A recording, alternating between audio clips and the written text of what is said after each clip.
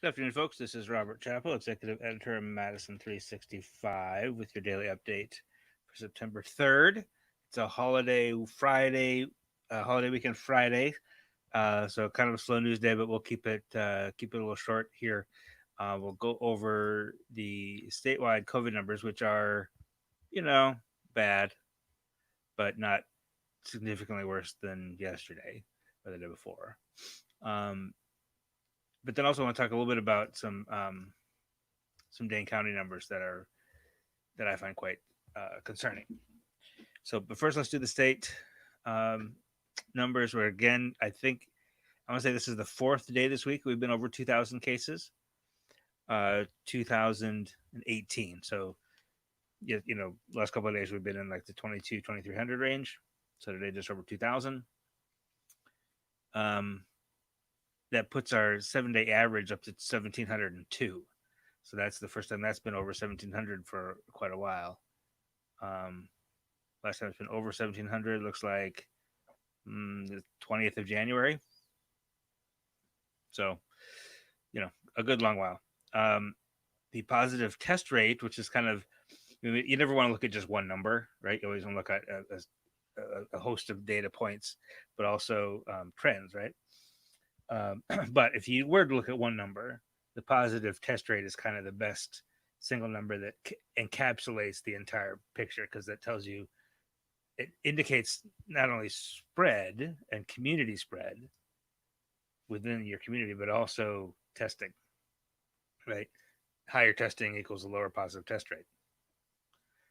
So a high positive test rate means not only you got a lot of cases, but you're also probably not testing quite enough, right? So that's a couple of reasons that that's a really good number to look at. And public health people will tell you that should be a 3 or below. We've been talking about that for the last year and a half. You want that to be below 3.0. It is now 8.0 in Wisconsin. It was 8.1 yesterday, okay, but it was 7.7 on Wednesday. So it is, the trend at this moment is upward, right? It was a really steep upward trend through July. Early July, it was like 1.2, and everything was fine. And then it got to like 1.5 on July 8th, and I was like, it's still fine. I don't love that it's going up. And then by the end of July, it was like 7.5. It just went, and now it's around 8. It's 8.0 today. So not good. Deaths are also on the rise. 14 new confirmed deaths yesterday. That puts our daily average at 8. Um, Now, one other number that I'll mention, and I'll talk a bit more about comparison to last year. Hospitalizations now at 978 people hospitalized. That's only 2 more than yesterday. So that the number of people hospitalized has been going up steadily, but it is going up right now. It's not quite as steep of an increase as it was in a couple of weeks ago. A few weeks ago, it was going up 10 and 12% every day. Like, it was really ramping up quickly from 100 to 600. It just went very fast, and it has since leveled up. It's still going up, but not as fast. Right? There's only 2 more people hospitalized today than there were yesterday, but there's 113 more hospitalized today than there was a week ago. We're still at about a little bit less than a third, about 30% of all hospitalized cases are in intensive care. We're hearing today from the Appleton Post Crescent that there are effectively no available ICU beds in the Fox Valley region. That's one spot that just doesn't have a lot of hospital capacity to begin with. As Fox Valley doesn't include Green Bay, right? It includes Menominee, Shawano, Wapaka, Outagamie, Winnebago, Waushara, Green Lake, and Calumet counties, all very rural. Right? Appleton, Oshkosh are kind of the big cities there, and there just isn't a lot of hospital capacity to begin with. Right now, the state hospital association lists 5 available ICU beds in that entire region. in all 8 of those counties. There are 5 ICU beds available out of a total of 104 that are normally that exist in that region. So not a good situation up there. Not a good situation anywhere, frankly. Now, let's talk a little bit about how this compares to last year, because what I've been thinking about a lot is, this is the time of year in 2020 when things got really bad. Like from March through the summer, things were bad because we closed schools, we shut everything down, we didn't let people go in restaurants or bars, and everything felt bad. But the actual numbers were nothing compared to what they were in September. Like I can remember in in April of last year when we hit 300 cases for the first time, and that was a big deal. And then I remember July 4th in the summertime last year, we hit 700 cases for the first time, and that was a big deal. And now we're routinely over 2,000, right? Part of that's because more testing, but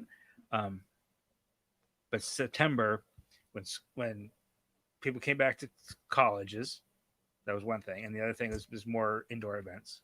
People were coming in from the outdoors, of summer. That's when things really got bad.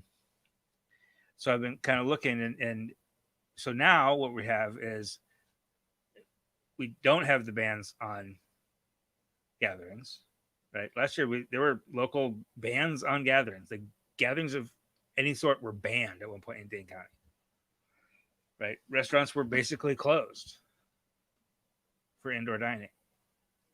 Non-essential retail was closed, right? Now that's not the case anymore. We have all those things are pretty much open. But we've also got half the state vaccinated. So it's kind of a trade-off. So I'm kind of curious to see, like it feels morbid to be curious about this, but like it's more that it's not so much that I'm curious. It's more like, is this going to be as bad as last year? And right now, September 3rd, all of the numbers, every indicator is worse now than it was September 3rd a year ago. Everyone. So, just to give you the hospitalizations, only the data on their dashboard only goes back to October 1st, 2020. So on October 1st, there were 669 people hospitalized last year. And that was up from whatever it was in September. I don't see what it was in September, but it was in the 400 range. And now we're almost at 1,000. We didn't hit 1,000 people hospitalized last year until mid-October. So we're like 6 weeks ahead of last year in which comes to hospitalizations. Our peak, when we had to open a field hospital and we had people turned away and we had emergency rooms overwhelmed, not to the critical point that New York was at one point, but like it got very, very close to being very, very critical last year. The peak was November 17th with 2,277 people hospitalized. We're almost halfway there already. Okay. A couple other indicators from last year.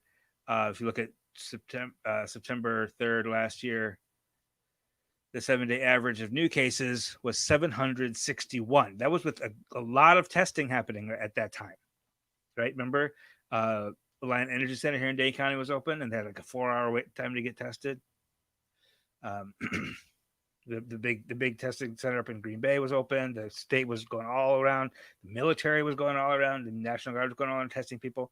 That's not happening as much this year. There's still a lot of testing happening. The sort of prescribed testing of healthcare workers and stuff like that is still happening on a daily basis. But we don't have that widespread community testing happening right now. So last year at this time, the daily average of new cases was 761. It is now 1,702.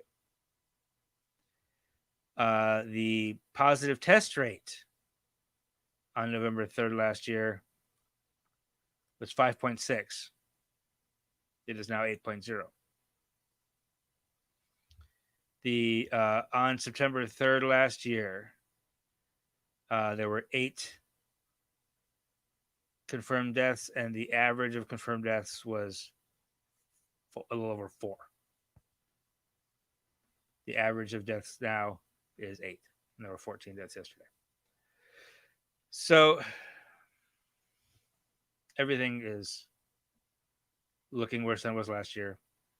It is possible, and my fingers remain crossed, that the infection we're seeing now will not result in the same level of death that it did last year.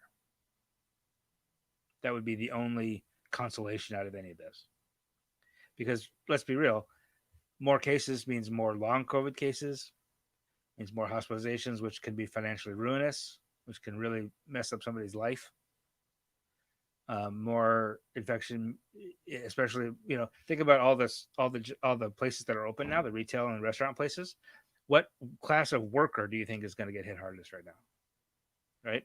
Last year it was food processing plant workers. Those folks are going to get hit again, but also it's going to be service sector workers. It's going to be retail folks. It's going to be restaurant servers who get hit because all those places are open now, and they're in those places for 7-8 hours at a time, right? So but it's also possible that some portion of this, we know about 1/4, at least in the month of July in Wisconsin, about 1/4 of all the new cases were vaccinated people, and therefore much more likely not to have severe outcomes. Like, if you're vaccinated, you can still feel pretty sick, but it's not probably going to really impact your life for months for months, the way it does for some folks. And you're also not likely to die from it. So that's one thing. And the other thing is, we got everybody over 65, almost everybody is vaccinated in Wisconsin. Like 90-something% of people over 65 are vaccinated. Which means that a greater proportion of the current cases are in younger people who are less likely to die. So it is possible, right, that we'll have more infection among vaccinated people and more infection among younger people, and therefore the deaths will rise, but not as much as they did last year. There was there were a couple of days we reported over 100 deaths last year in November. There were times when the average death per day was over 60. Right? To give you a perspective, the number one leading cause of death in Wisconsin, as everywhere, is heart disease. And there are 31 heart disease deaths per day in Wisconsin. Now, that's 31 year round. Right? We're talking about a certain number of deaths for a few months in the winter. It's not quite the same, but still, on a daily basis, COVID was killing between 30 and 60 people last winter. So it's possible that we won't get there again just because of the nature of the infection changing. And that is hitting vaccinated people, that is hitting younger people. Also, on the flip side, it's also possible that Delta variant will kill more younger people. Speaking of younger people, let's shift to Dane County. I know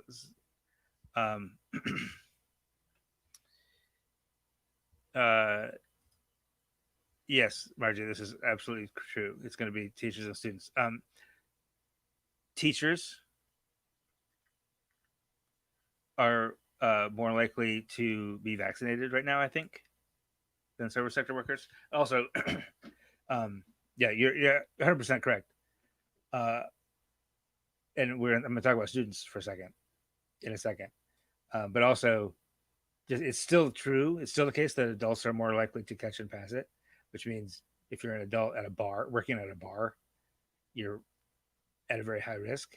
But also, if you're a teacher at a school, you're most of your population of people you're around are younger, especially if you're like in an elementary school. High school, forget it. Like that's like working at a bar, but inside for 8 hours at a time. I'm very concerned about high schools and middle schools.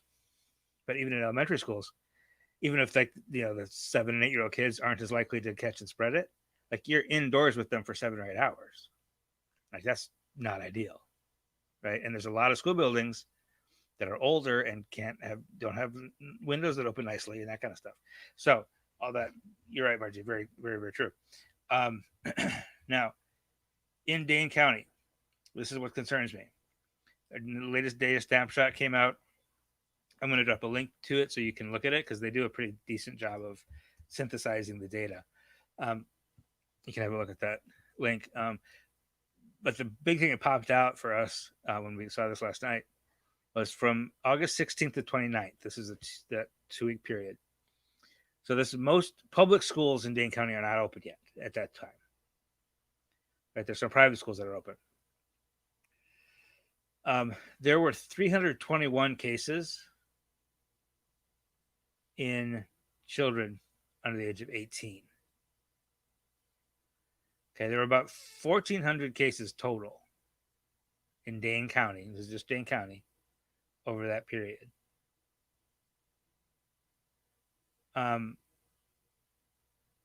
So to have 321 of those be kids is one thing. Of the kids, the age 0 to 18 to 17, 41% were between the ages of 8 and 11. Okay, that's not the largest group of children. Age 12 to 7, age 0 to 4 are both have more kids in those ages, but have fewer cases. 134 cases in kids aged 8 to 11 who are old enough to, basically what I was told by an epidemiologist is that if you're about, 10 years old, 9, 10 years old, you're physiologically big enough, old enough to spread the virus, but not yet old enough to be vaccinated. So there's a significant number of cases in that age group. That age group, by the way, 134 cases, that's almost 10% of all the cases in Dane County in that 2-week period. 1 out of 10 new cases in Dane County in that 2-week period were kids aged 8 to 11. I have one kid who's 8 and one kid who's 11, so I'm concerned about this. I might have a little personal interest in that statistic, but I think it's very important to know because a year ago, schools were closed. We're doing virtual learning, which was really a painful thing for a lot of people, but was also kind of magical, right? I mean, if you had told me when I was a kid that we could go to school on our computers, that would have seemed like science fiction. So the fact that we could even do it was quite remarkable. Still not ideal. Still, I like the fact that we have people back in school, but I'm significantly concerned that if 10% of our cases in Dane County are kids aged 8 to 11, when schools are closed, I'm concerned. Yeah, this is one of the reasons that my kids are walking to school this year. Like, I live out in Mount Horeb, so it's that's again, it's another privilege, right, that I have. That I don't have to put my kids on a bus if I don't want to. Like, I can walk them to school, or I can drive them to school, or they can walk to school by themselves because it's not very far. But Aaron makes a good point. They're in transportation also. So anyway, I don't mean to terrify you. I just want to put that out there, put a pin in that number, keep an eye on it. We will be keeping our ear to the ground regarding cases in schools and classrooms that have to close. There has been one case of COVID has already been identified in Cottage Grove Elementary School. I don't believe that they closed the classroom. I know they sent a communication to parents that there was a case that there would be contact tracing, and that if anybody who had direct exposure had been notified, and that there would be some people who had been in close contact, who would be quarantining. But I don't think they closed the school, or the classroom. But still, it's a significant concern there. So that's that's all I have for you today. I said it was to be a short one, and it was kind of a slow news day on other stuff, and it's a holiday weekend, so I'm going to let you go. I appreciate your time and your attention, and don't forget, if you really want to support what we do, we have a new membership program, a new subscription program, whatever you want to call it. If you sign up and give us $5 or $10 or $25 or $50 a month, whatever you can do, you become a member of the fam, and that is that's how we're going to keep it going, because it's always going to be free for you. It's never going to be free for us, right? So we need the community support to keep it going and keep it growing. So I appreciate your time and your support as always. Have a wonderful holiday weekend. I will, unless if I don't think the state is going to report numbers on Monday because of the holiday. So I will probably won't have much to tell you about on Monday. So I will probably see you again back here on Tuesday.